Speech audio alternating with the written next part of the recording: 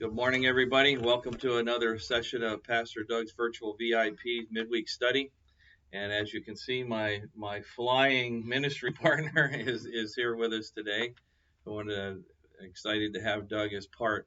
Wanted to continue on our study and talking about our Daring Faith campaign that we're in. We just finished week 2. Actually, in the middle of that, finished the message and everything, talking about how God can take a little bit and turn it into a lot. And it kind of brings us right to the premise of where miracles come from, because in order to have a miracle happen, you have to kind of be in a situation where it's going to take a miracle to kind of pull you out. And the premise of the lesson is all built around the message that Christ was sharing with people out in the Judean desert, and he had lots of people there and didn't have any means to feed them. And so you kind of think about, how we categorize maybe miracles in our mind. Do we think about feeding 5,000 people as a situation that needs a miracle? But my goodness, the actual function and idea of doing that would certainly require that. I know we have our church picnics and stuff here, and we're worried about several hundred people, and it is a big deal to take that on and make that happen. And we just actually had our church picnic on Sunday. And it was a big organizational side to putting everything together and having all the food there and everything organized. And our folks did a great job with that. But it really lends us to the thought of what it takes to do something like that. But again, it quickly answers who God really is. That God cares enough about our lives that there are times when we need miracles, and He's there to do that. And there's times when we need miracles, and for some reason it doesn't quite happen. But that's the type of loving God we have. And I often wonder, what part do we play as Christians in this process of having a miracle happen in your life? That's a good question. And one of the problems is that we do pray, we do have expectations, but how quickly do we expect God's answer? We have the need, we think, okay, I'm praying, God, answer my question, answer my problem, solve my problem. And of course, we want it right now. And as pastors taught often, the answers may be yes, it may be no, or maybe not yet. And part of the Daring Faith outline and teaching from Pastor Warren talks about expecting God to answer, but on His time. So to expect patiently to wait for that answer. And a lot of times we think we didn't get an answer at all. And in fact, we just didn't wait long enough. Too, if you think about it, everything that we do, there's so many different variables involved. And just think about this, for example. Anything that affects me in my life, me as a person, me as a pastor, whatever that might be, affects a lot of other people. Then you have my wife, you have my children, you have my grandchildren, you have my best friends, you have our church. Everybody's kind of affected by things that affect me. So when I'm looking at it and I'm saying, God, I need this miracle, or I need this answer that God gives is going to affect me and lots of other people in the process. And so if we're of the understanding and we accept this, and I think maybe we can talk about a little bit the structure of what trust really is. So we're trusting God for something for me. I'm trusting God for the answer that's best, not only for me, but all of the other dimensions of that, who I represent, my family, my church, everything around me. And so maybe I see, hey, I really need this, but for the rest of my family and or my church, it might not be the best thing. Yes, sir. And that's a big part of trust. Do we truly trust God? He knows what's best. We know what we want, but is that truly what's best for us? And even if we think it is and we're confident that's the best thing for us, we don't have the big picture. We don't have all the pieces of the puzzle that God knows. And He's moving this chess piece there, and this is going to do this over here. And all of a sudden, as we get a little bit older and a little bit time away from the current problem that we're struggling with, it kind of makes sense. Oh, okay, now I see what you were doing, and that was not the best thing for me, but God knew what He was doing. Well, how many times we could all look back on prayers that we had, we can be thankful now those prayers weren't answered, Right. because it's really actually what we wanted.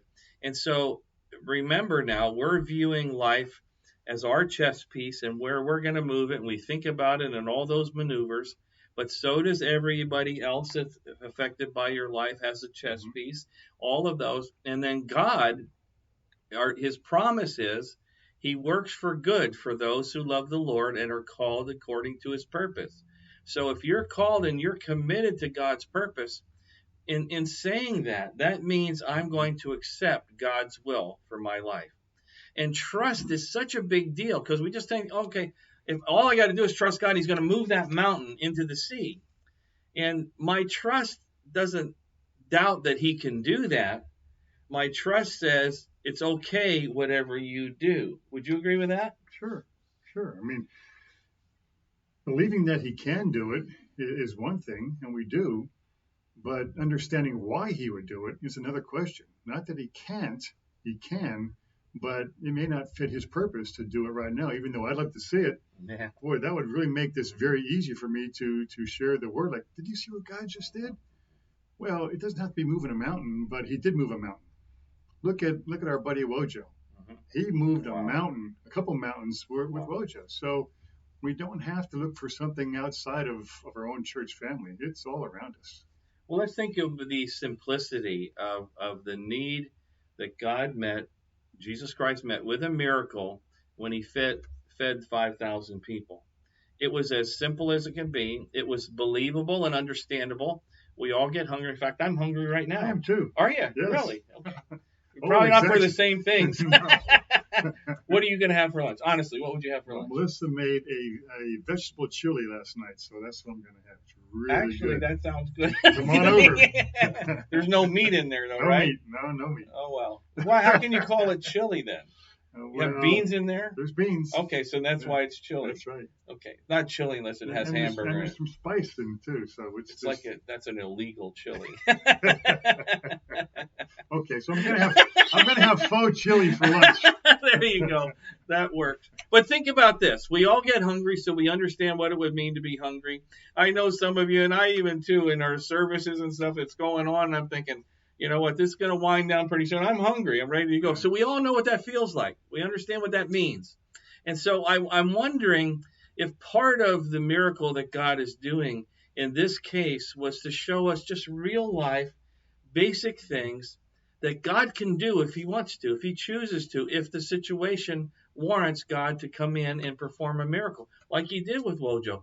But to show that listen, we can take these 5 loaves and 3 fishes and feed 5,000 people and have leftovers. That's a miracle. And that just shows that God's ability isn't limited. No. And so what challenge do you have in your life that maybe these scriptures should apply? Listen to these scriptures here that maybe apply to your life. Think about this. First, Mark 10:27, chapter 10, verse 27. All things are possible with God. And that's just a simple statement, but it's not some things. It's not little things. It's all things. That's a big statement to make. Now listen, guys, do you hear any limitations in that statement? Are there any limitations there in your mind that statement doesn't cover? All things are possible. It doesn't say some things. It doesn't say when it's convenient. It doesn't say for only Christians or if you're a believer. It says all things. What things could that possibly be? Anything that you're dealing with, any situation in life. Sure. All things are possible. And see, when you have that mentality, then you're not limited to the restrictions of this world. I'm not limited to the restrictions of my body and my health. And my body says you're 66 and now you're feeling this way. And here's where you're going. I'm not restricted there. Wojo wasn't restricted because his liver failed and his kidneys were failing. God said, no, I have a better plan. I'm going to work it out this way. We're not limited when 5,000 people are hungry and they don't have anything to eat. And God says, I'm going to figure it out. I'm going to take something minimal and I'm going to multiply it. What needs to be multiplied in your life? Maybe it's financially. Maybe it's your relationships. This is the message that we're trying to get across. To have a daring faith means you're not limited by the things of this world. You're not limited by the restrictions that humans have. You're only limited by your belief in God. That's where your limits fall. Exactly. Our limits are in our own mind, and For that's not sure. God. God has no limits. For sure. Another great scripture in John chapter 12 says, "A kernel of wheat must be given away and planted in the soil. Unless it dies and is buried, it will remain a single seed, but its death will produce many more seed and a great harvest." When we think about what we do with, I'm not an expert on wheat, but with corn, a single kernel of corn planted has a new plant with 3 ears of corn that has hundreds of kernels together. That one kernel, that one seed dies to produce hundreds. And God's wanting us in our lives, in our day-to-day interactions with other people. Listen, when Jesus Christ said very clearly, the 2 greatest commandments are loving the Lord your God with all your heart, soul, body, and mind, that wasn't an option. And number 2, loving your neighbor as yourself. So all of these things that we do, these seeds that we are planting of good and honest and help and benefit that we might spread in our lives. And you know what, guys? It may be just a handshake or a smile or a phone call with somebody or a question, how are you doing? I know I've said this before, and at Faith Church, well, before COVID for sure, we used to love to hug each other and just tell everybody how glad we are to see them. And now, I still like to do that, but I'll ask you first, is it okay if I hug you? How do you feel about that? And most of the people are okay with it. But I had this older lady that was coming to church all the time, and boy, it just seemed like she was always right there to get a hug. And then I said to her, do you mind if I hug you? She said, no, I want you to hug me. And I hugged her, and I was talking with her, and she said, you're the only human contact I have every week.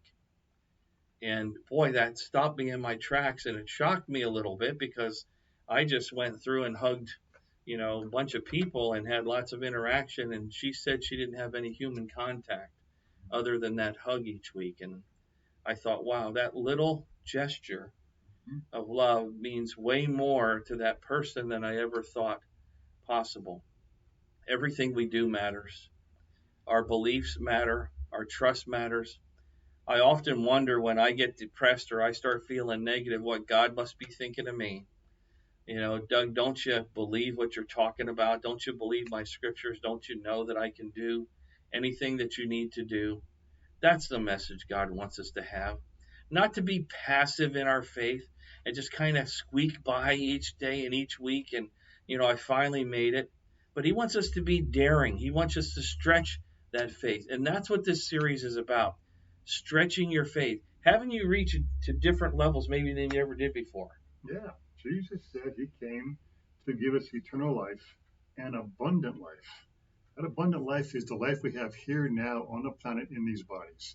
And we only get that by doing things that maybe are a little bit out of the normal, not quite status quo. You're kind of in a rut living day to day. And all of a sudden you do something different. And it's like, wow, that was pretty cool. I didn't know I could do that. Well, you stretch your faith, like Pastor said, and all of a sudden you're finding yourself doing things you couldn't imagine doing in the past. And most of them are probably and hopefully for someone else. That's when you really get the benefit of daring faith. Think about this, Doug. I'm going to ask you a flat out question. Did you ever think 10 years ago that you'd be doing what you're doing today? No, not me. No, I have no clue. I'm just a guy that was in the Navy and, had a sort of a rough and tumble time for a while there and loved it, learned a lot, enjoyed my life. But to be here in this position and trying to serve the best of my ability now with my buddy here, no, I would have never in a million years imagined this. But look at what God can do. How cool is that? And you're not really that tall. Just a little bit. Just a little You're bit. Not really that tall. Well, I keep hitting my head and stuff, so I must be a little. How tall are you actually? Well, officially? The last I checked. Legally. 6'5" was the height of my growth period. As I've gotten older, I've stopped checking because I don't want to know how much I've lost. So I keep saying 6'5". Don't recheck. They ask me, and I'm 6 feet, and that's it. That's it. I might measure about 5'10" now, but I'm 6. Tell them about when you were growing up. See, Doug and I went to high school together, and I was, what, 2 grades ahead of you? You're 1 year ahead of me, but 2 years older because I skipped kindergarten. See, I wasn't that Are you smart. bragging that you skipped? They No, wouldn't let you in? I wasn't that smart. I grew up in Palo Alto. I went to St. Stephen's School in Port Carbon. But the year I should have gone to kindergarten, there wasn't enough enrollment, so they didn't have kindergarten. Okay. And my mom said, "Oh, you're going to school, kids." So she sent right to first grade. Oh, wow. So that's why I So was how tall younger. were you? That's what I'm getting at. How Well, tall at the end of my freshman year in high school, I was 5'7".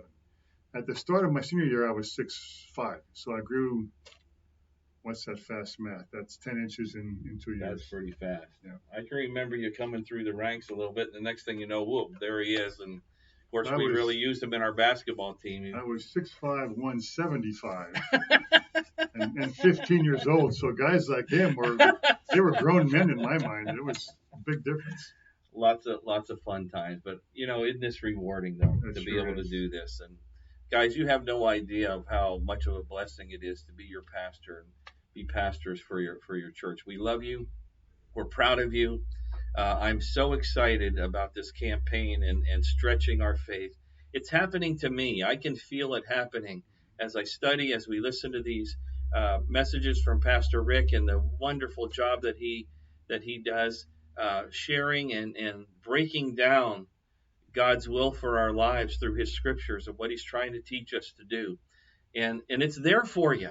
I'm telling you, it is there for you if you apply yourself and you're interested in it.